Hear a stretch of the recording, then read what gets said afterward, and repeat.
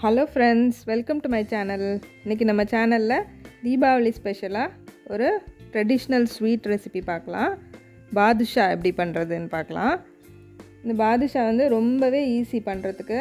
யார் வேணாலும் இதை சட்டுன்னு பண்ணிடலாம். இதுக்கு ஒரு 3 கப் அளவுக்கு மைதா எடுத்திருக்கேன். இதுக்கு ஒரு அரை டீஸ்பூன் அளவுக்கு பேக்கிங் பவுடர் ஆட் பண்ணியிருக்கேன். இந்த பேக்கிங் பவுடரை போட்டு நல்லா மிக்ஸ் பண்ணி விட்டுக்கணும். மாவில் நல்லா இந்த பேக்கிங் பவுடர் மிக்ஸ் ஆகணும். பேக்கிங் பவுடர் தான் போடணும், பேக்கிங் சோடா இல்லை. பேக்கிங் சோடா போட்டிங்கன்னா அதுக்கு ஆக்டிவேட் பண்ணுறதுக்கு கர்ட் ஆட் பண்ணணும். ஸோ இதுக்கு பேக்கிங் பவுடர் போட்டிங்கன்னா கர்ட்லாம் நீங்கள் ஆட் பண்ண வேணாம். இப்போ இதுக்கு ஒரு அரை கப் அளவுக்கு நெய் உருக்கி எடுத்திருக்கேன். இதை நெய்யும் நல்லா ஊற்றி மிக்ஸ் பண்ணிக்கணும். அந்த மாவை நல்லா நெய் ஃபுல் மாவுலேயும் நல்லா மிக்ஸ் ஆகணும். மிக்ஸ் பண்ணிவிட்டு இந்த மாதிரி நல்லா உதிராக வரணும்.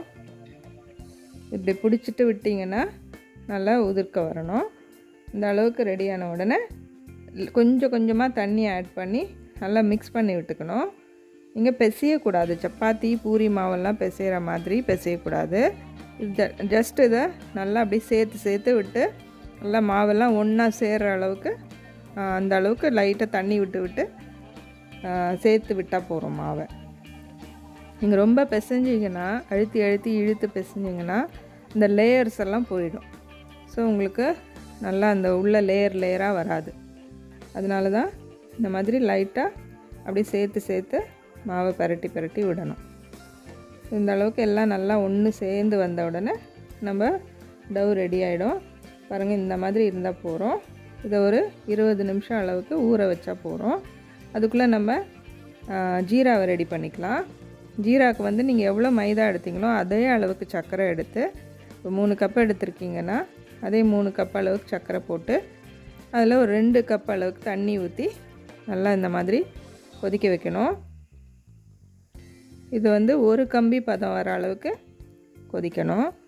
இப்போ பாருங்கள், இந்த மாதிரி எடுத்துட்டு இப்படி தொட்டு பார்த்திங்கன்னா இப்படி 2 விரல் அப்படி எடுத்திங்கன்னா ஒரே ஒரு ஸ்ட்ரிங் தான் வரணும். அதுதான் ஒரு கம்பி பதம். இப்போ நம்ம ஜீரா ரெடி ஆகிடுச்சு. இதுக்கு கலருக்கு நீங்கள் குங்குமப்பூ வேணால் போட்டுக்கலாம். அப்படி இல்லைன்னா 2-3 ட்ராப் ஆரஞ்சு கலர் விட்டுக்கலாம். உங்களுக்கு அது தேவையில்லைன்னா ஸ்கிப் பண்ணிக்கலாம். அப்புறம் ஏலக்காய் பொடி, ஏலக்காய் ஃப்ளேவர் வேண்டான்னா நீங்கள் ரோஸ் எசன்ஸ் கூட விட்டுக்கலாம். போட்டுட்டு நல்லா மிக்ஸ் பண்ணி விட்டுட்டு இதை எடுத்து வச்சிடலாம். நம்ம ஜீரா ரெடி ஆகிடுச்சு. இப்போ இந்த இது கொஞ்சம் சூடு அப்படியே இருக்கணும். நம்ம அதுக்குள்ளே பாதுஷாவை பொரிக்கிறதுக்கு ரெடி பண்ணிக்கலாம்.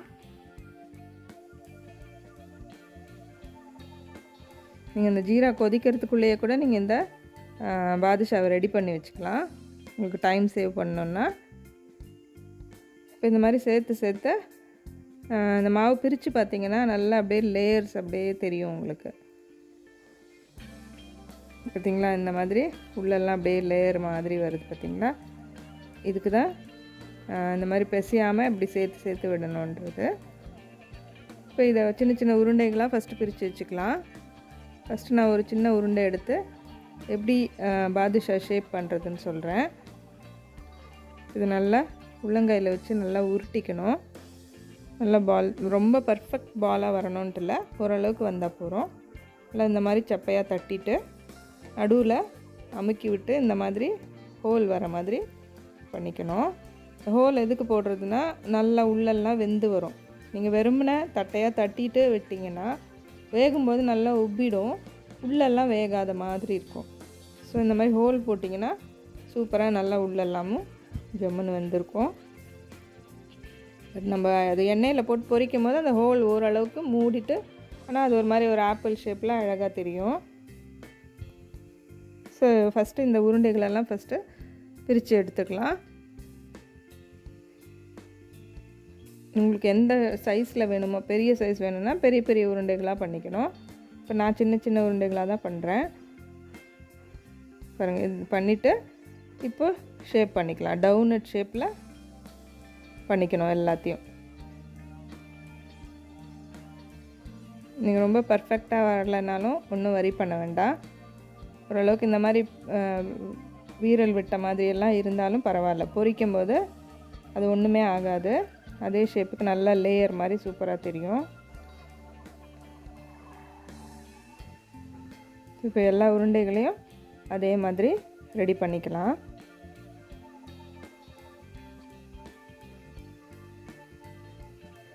பாருங்கள் எல்லாம் ரெடி ஆயிடுச்சு.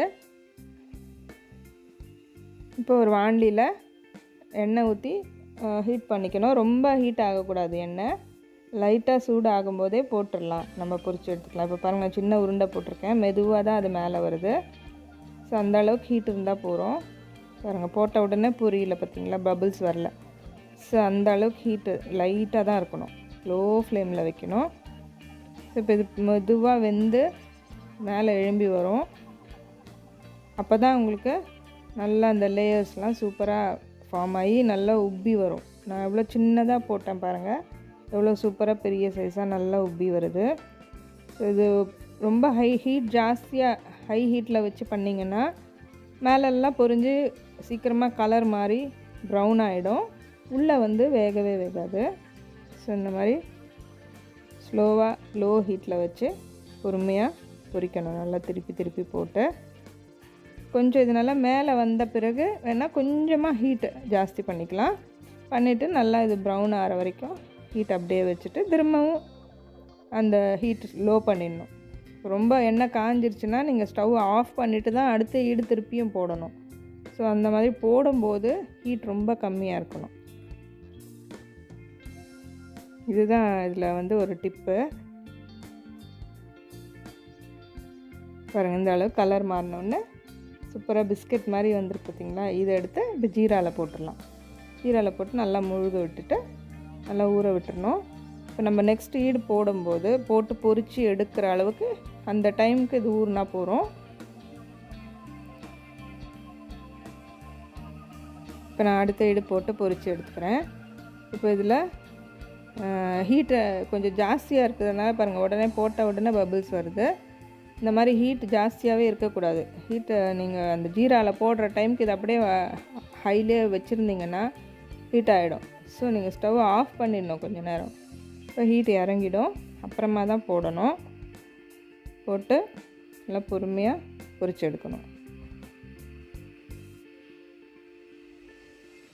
இதெல்லாம் தான் இதில் நீங்கள் ஃபாலோ பண்ண வேண்டிய டிப்ஸு.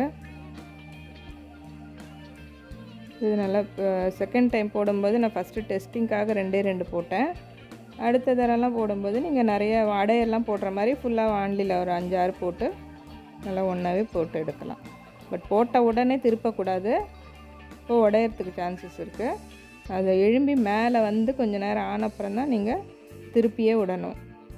அது வரைக்கும் தொடவே கூடாது. அதுக்கப்புறம் நீங்கள் என்ன வேணால் பொரிச்சு திருப்பி திருப்பி போட்டாலும் ஒன்றும் உடையாது. பாருங்கள் எவ்வளோ நல்லா சூப்பராக அந்த லேயர்ஸ் தெரியுது பார்த்தீங்களா. இப்போ இந்த மாதிரி இதை நல்லா ஃபுல்லாக அந்த கலர் மாறுற அளவுக்கு சூப்பராக ப்ரௌனாக பொன்னிறமாக பொரிச்சு எடுத்துகிட்டு இதையும் அந்த ஜீராலேயே ஆட் பண்ணிக்கலாம்.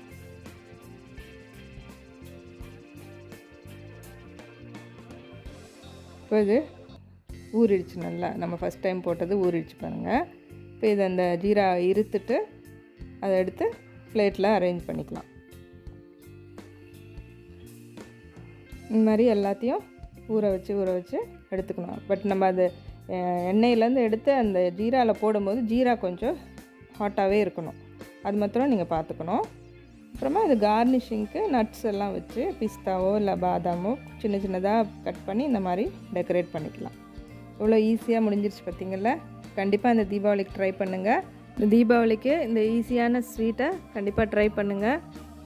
ஹாப்பி தீபாவளி.